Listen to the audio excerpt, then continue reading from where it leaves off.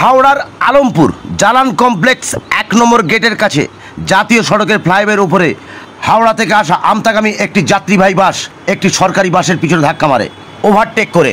তবে বাসটির সামনের পোর্শনে কিছুটা ক্ষতিগ্রস্ত হয়েছে, হতাহতের কোনো ঘটনা ঘটেনি।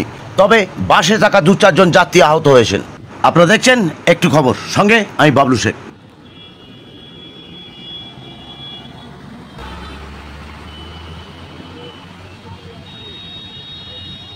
বাসের ভিতরে প্যাসেঞ্জার আছে, আওয়াজ